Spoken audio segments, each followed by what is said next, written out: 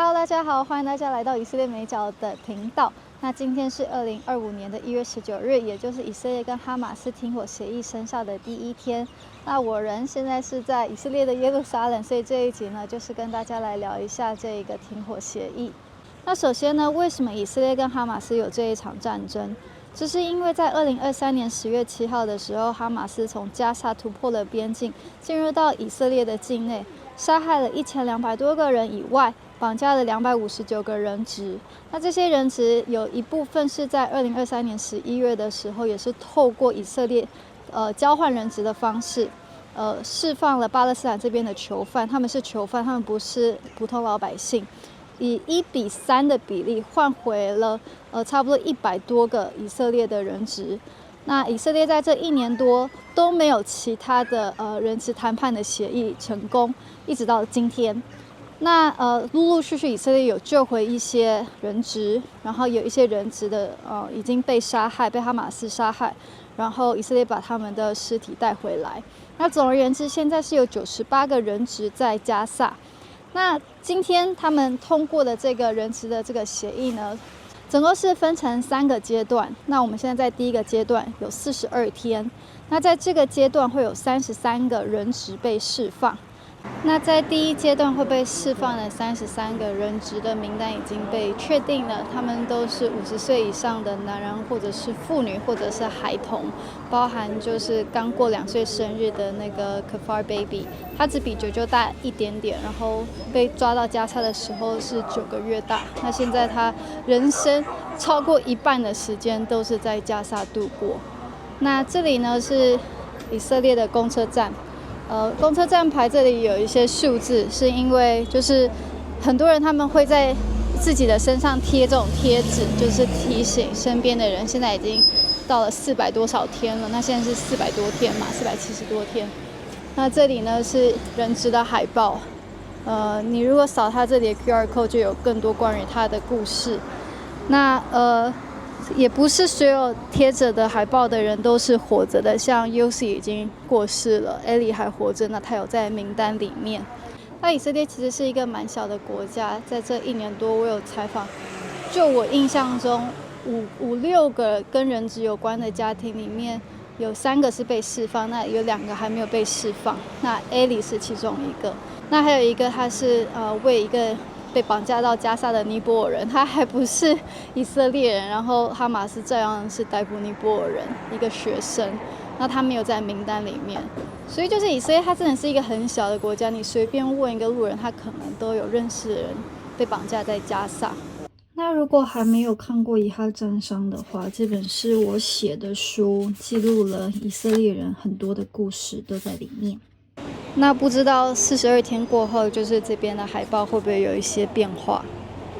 那第二个阶段呢，则是会在这个第一阶段开始后的16天开始执行。在这个阶段呢，就是有越来越多的巴勒斯坦人可以回到北加萨，然后他们也会谈接下来的人质要怎么样子释放。那第3个阶段呢，就是以色列需要完全的撤军加萨，然后所有的人质可以回来。那这是总共3个阶段。那刚才有说，就是在2023年11月做谈判的时候，以色列是用1:3的比例换。那这一次呢，以色列是用1:30或者1:50的比例来换。如果今天以色列他换的这个是以色列女兵的话，那他是用1:50的比例把它换回来。那为了这33个人质，以色列是用1904个巴勒斯坦的囚犯做交换，有部分他们是在10月7号战争开始以后在加沙逮捕的一些囚犯，那有一些呢是在这之前对以色列进行恐怖攻击或者是其他的谋杀的那一种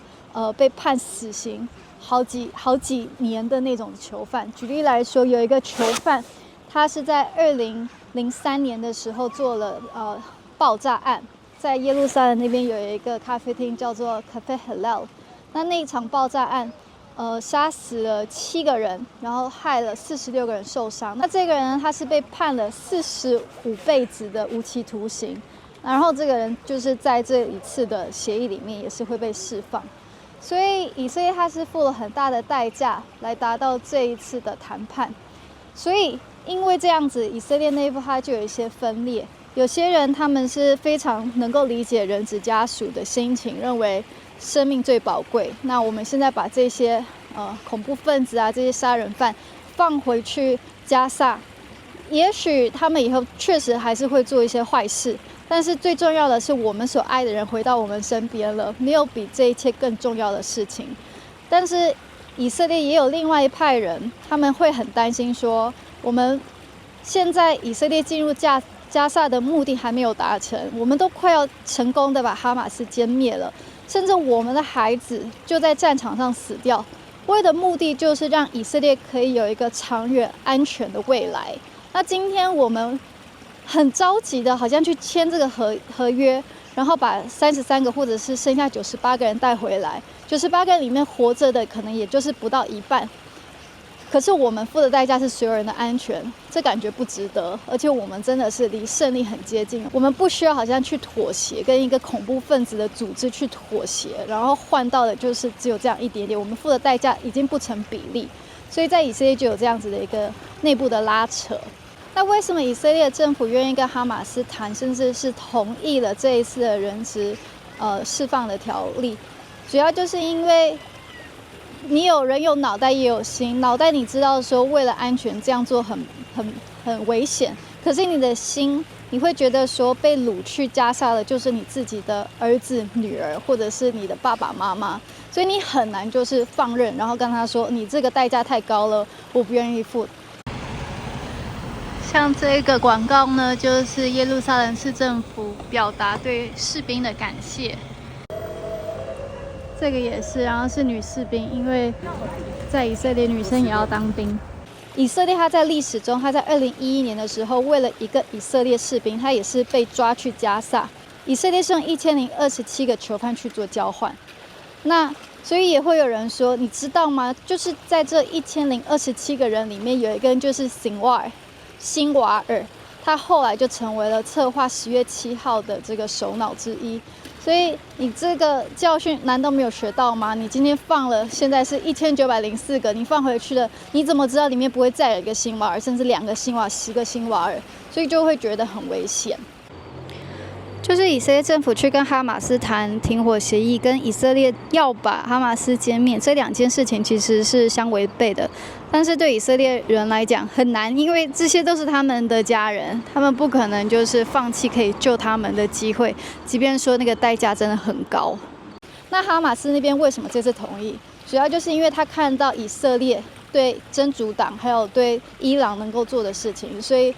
而且再加上哈马斯也被打得差不多了，他也没什么筹码，只有这一些人质。所以这样子的停火协议，如果可以换到就是让哈马斯的这个组织继续运作，甚至让国际来重建加沙的话，那对他们来说，这样子从10月7号到现在，他整个一个恐攻的策划算是还蛮成功的。那最后就是以色列他签了这样子一个停火的协议，是不是代表战争就结束了？那我觉得很难讲，因为以色列还有其他的敌人，像我们昨天在耶路撒冷也听到那个防空警报声，因为也门的胡塞组织几乎每个礼拜他都丢那个导弹过来，所以就是连我小孩他明天上学，老师也要叫他们去练习这个防空洞的这个演习，听到这个声音要跑防空洞。所以这就是以色列它的一个现实状况。这个停火协议不代表以色列它就会有绝对的安全，因为伊朗它想要歼灭以色列，也不是因为以色列对伊朗做了什么事情，而是伊朗一开始它就是不认同这个犹太国家。所以当以色列它现在跟哈马斯签订了这个停火协议，也不代表伊朗就不会继续攻击以色列。所以我觉得它只是代表以色列跟加萨之间有一个暂时的停火。那我个人觉得这个停火协议好还是不好？我觉得，因为其实我的意见也不是很重要，不过我想听大家意见，觉得怎么样？那我个人的意见，我还是比较站在人质家属的那边，因为可能比较感性，我会觉得，的确很多的士兵他们上战场付了很大的代价，然后确实是必须要看到那个哈马斯被歼灭。